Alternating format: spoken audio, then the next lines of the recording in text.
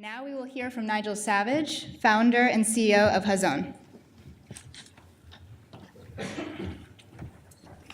Thank you, Rachel. Good morning. It's great to be here. I think that today is going to turn out to be an important and possibly historic day. I want to note that this is a complicated moment for the Jewish community, for the United States, and for the world right now. I've been thinking recently about one of those definitions of the optimist and the pessimist. And the pessimist says, I just don't see how things could possibly get any worse. And the optimist says, oh, I think I can. I want to say that I think that that's the backdrop to our being here today. And I want to share with you very briefly 3 different moments in my life to explain why Hazon is so proud to be a partner on today's summit and why I'm so excited to be here. The first one was more than 25 years ago in my first career. I was working for the Rothschilds, and because of who I was, I picked up the progressive institutional clients and the Jewish institutional clients. So at one point, I was managing the pension fund for the largest healthcare union in Britain, and the pension fund for some of the kosher butchers in Britain, which was a slightly smaller fund. The first one was South Africa free in the waning days of apartheid. And the second one, because of the halachic concept of hana'ah, that we can't derive benefit, for example, from pork as well as not eating it, couldn't invest in any company that derived benefit from non-kosher meat. This made me a stockbroker's nightmare, but it was fascinating for me in thinking early on in my career about lining up one's ethical, religious, and investment criteria, and clarifying to my own satisfaction that this was eminently doable. Second moment was a dozen years ago at Kibbutz Keturah in the Arava in the south of Israel.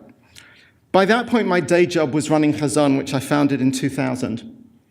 I was chatting with Yossi Abramowitz, who's here today, or I think is going to be here today, and who at that time was there on sabbatical and had just set up a thing called Arava Power to be the first solar power company in the south of Israel. I became the first outside investor in APC. I felt that there was a decent risk-reward calculation and that I deeply believed in what APC was trying to do. Arava Power's evolution and Yossi's work overall has been a complicated journey, as entrepreneurial journeys often are, with successes and setbacks in equal measure. But I've never been other than proud at putting my money where both my beliefs and my instincts were. The environment is one of those areas where impact investing is making a really significant difference in the world today, and it's making money. And the third example for me is simply today. Hazon works to create a healthier and a more sustainable Jewish community and a healthier and a more sustainable world for all. We're 4-star in Charity Navigator. We've been in the Slingshot Guide every year running. 15 years running, we've increased our impact by almost every impact.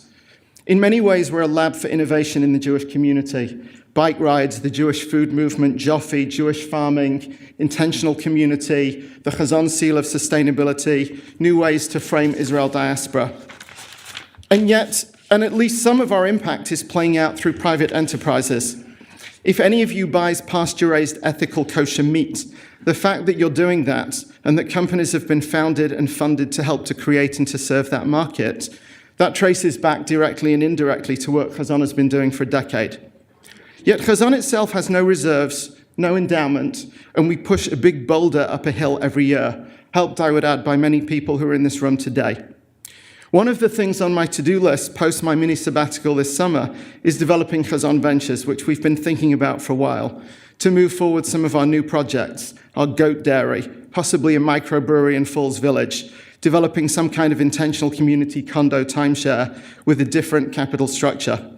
That's something that will obviously engage the impact investment community if we're able to move it forwards.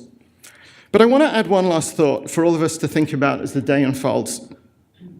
Investing is fundamentally about asset allocation. And right now, the philanthropic asset allocation of the Jewish community is itself the wrong way round.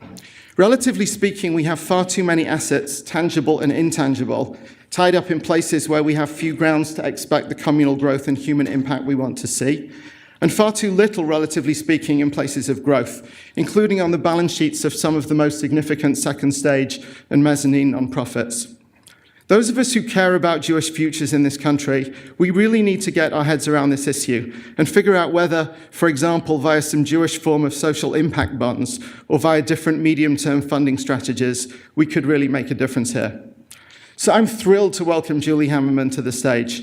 Hazon is excited to explore future collaborations with JLens and with some of the people in this room. It's about to be the season of light in the darkness. I hope that today is a great day. I hope that this nascent movement really grows. And I hope that in the end, the optimists triumph over the pessimists. Thank you very much.